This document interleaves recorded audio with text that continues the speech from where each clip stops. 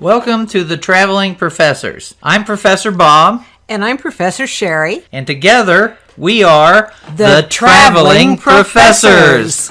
Today, Sherry and I are going to take you on a tour of the Church of Sin Nazaire. Now, the church that we're going to be going into, its original foundation is actually Visigothic. It had been built by Theodoric the Great. It was then torn down in 1096, and a Romanesque church was built over the site. And then that has been altered since that time. But I would point out that the church was blessed in 1096 by none other than Pope Urban II, the Pope of the First Crusade. With our trusty map of Carcassonne, let us locate where we're headed. Here is the Church of Sin Nazaire. Now, it's an interesting church, as you'll see when we get to the exterior, but it has styles of two separate churches. For example, here's a church in Tours. Now, this is not St. Martin of Tours, but this is a Romanesque church. Normally, you have relatively small windows. There's no buttressing on them, and they're very dark on the interior. And then later on, when we get into the Gothic style, here is an example of incredible stained glass. This is the Church of Chappelle on the Ile de la Cité in Paris, which is the King's Church. Chappelle Church was constructed in 1248. And the reconstruction of the church at Sin Nazaire in Carcassonne from Romanesque into something that is both Romanesque and Gothic took place in 1269. Taking pictures of churches is a real challenge, particularly exterior shots on medieval churches, because the towns are built right on top of them, and you can never really get far enough away. At Chartres, for example, in order to get one picture of one side, I had to go inside the doorway of a business to get it. In the case of Saint Nazaire, being able to walk the ramparts, you can indeed get about 3 sides of it. So this is looking at what is basically the back of the church towards the front. Then you go around the corner and you can see where the reconstruction is, and you can see 2 different sections, not quite as visible here. Here is the part that is Romanesque. You see the very, very narrow windows, and then you go up further into this region and it's completely different. You start seeing stained glass. Now here's a little closer view from the side, and again you can see the Romanesque part. There's about 3 segments of the old Romanesque church that were left in place, and then they added and expanded the church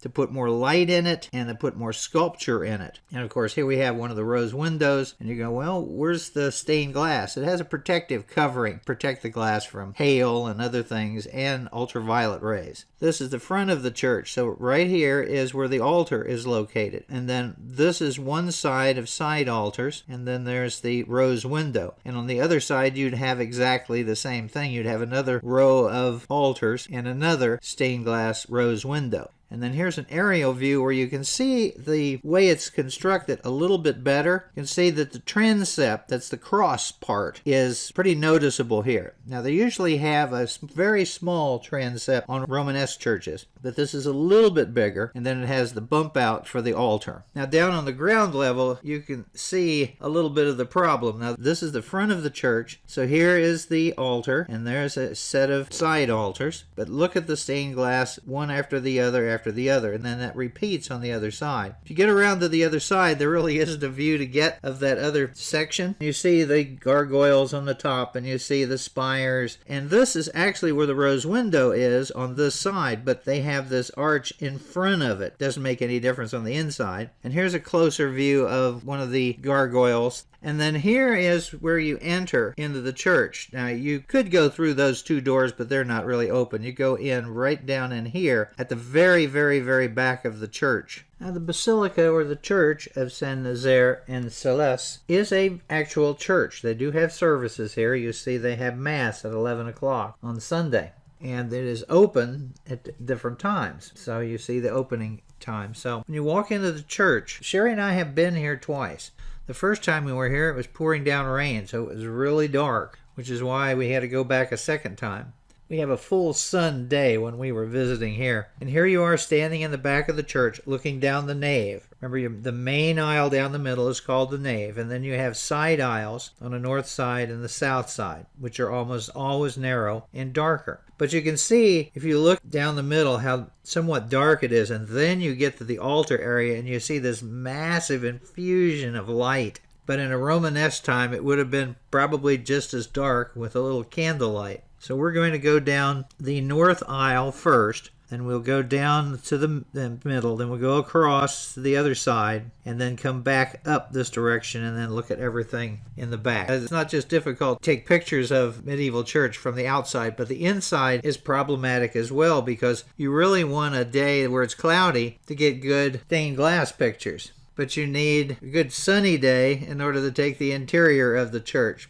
Fortunately, we have enough pictures of it from the first time we were there that we can balance that out. So we start here on the north aisle. We start here with the little shrine to St. Dominic, who visited the church. But you look all the way down and you see this beautiful set of stained glass windows. And I'll show that a little bit later on. But that one is the tree of Jesse, showing the genealogy of Jesus in that. So we go down, here's a nice shot of the little statue of St. Dominic. The next side altar, which kind of bumps out a little bit, and you can see the beautiful stained glass that was added to it in the 1200s. Then we move on to the north rose window. Now the north rose window, and actually the rose window section, is the beginning of where that new section was pushed out in the 1200s. King Philip III and King Philip IV are the ones who introduced this Gothic section of the church, and it really expands it. But this particular rose window, and here's a close-up shot of it, the northern rose window, which is largely blue and red, is dedicated to the Virgin Mary, as well as the side altars that are off to the side. There are 4 side altars to the north side of the altar area. And you can tell where the altar area begins, where the edge of the slide is to the right-hand side. And you see that you have the magnificent stained glass window, and then you have some other stained glass windows as well. They're just not as sophisticated in their theme. They're more just decorative. But there are 4 altars dedicated to Mary. So one of them is Mary and the body of Christ down from the cross.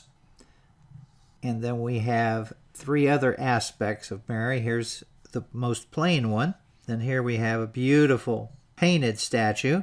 And then here the statue that is directly below the magnificent stained glass window. And here is that stained glass window. This represents the family, the genealogy of Christ, the tree of Jesse. Now we come to the main altar section. And on either side of the altar is one of these openings with a statue of a recumbent saint. I believe this one is the Bishop St. Guimer. And then here is the altar in the central region. See the old altar in the back, the new altar to the front. And of course, one of the difficulties here is getting a picture of the spectacular stained glass windows. So here is a view of the altar with the stained glass windows cover this particular section. And you can just barely see it right here, this little statue. This area is with the stained glass and the statues, because in the church, there are actually 22 statues that are carved directly into the pillars in the choir. And that is something that you find at the Church of Sin Chappelle. And here is the Church of Sin Chappelle. Now remember, the Church of San Chappelle was finished in 1226, and it's noted for having these statues carved in the stone pillars. And of course you can see this, it's just literally stained glass after stained glass after stained glass. But it has a lot more buttressing because these are gigantic stained glass windows. Although they're not as gigantic as the one that we have at Saint Chappelle, it is quite striking. And it's one of the reasons why this new area that they added, which is known as the Chevet and the Transept, are so bright and glorious. I'm going to pan the Church of the Sin Nazaire here in the front from the north side rose window to the south side rose window, so you can get an idea of just how beautiful it is with all the stained glass, and how you can see the statues carved into the pillars.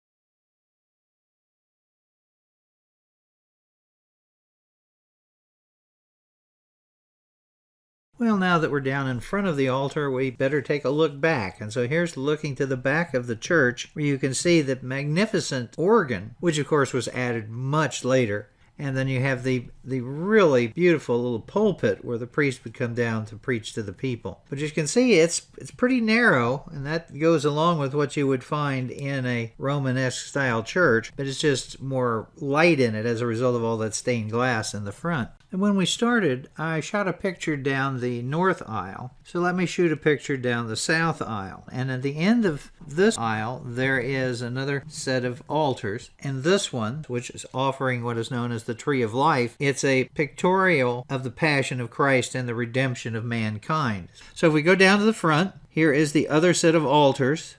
We had the altars of Mary on the north side. So the south side, we have this different set. So here we have Christ on a cross, and above it is this beautiful stained glass window of the Passion of Christ and the redemption of mankind. And then next to it we have the statue here, another altar, and then we have an altar dedicated to the Sacred Heart, altar dedicated to Mary. You see, Mary gets a lot more candles than everybody else does. And here is the rose window on the south side of the church, looking up. Now the south window has a paler composition of light blue, green, and yellow, which is dedicated to Christ. And then this is what it looks like from the outside. You can see the protective glass, and then you can see what it looks like on the inside with all the magnificent color. So these rose windows really stand out in the church. Now moving up the south aisle from the front to the back, we come to this very large chapel. It's almost like two altar sections in one, but it's just this very large altar and then the seating area. Then once you leave this particular side altar, then you come to the confessional, the original narrow window that was in the Romanesque churches compared with the big sets of stained glass we've been seeing. Then there's a little closer view of the confessional.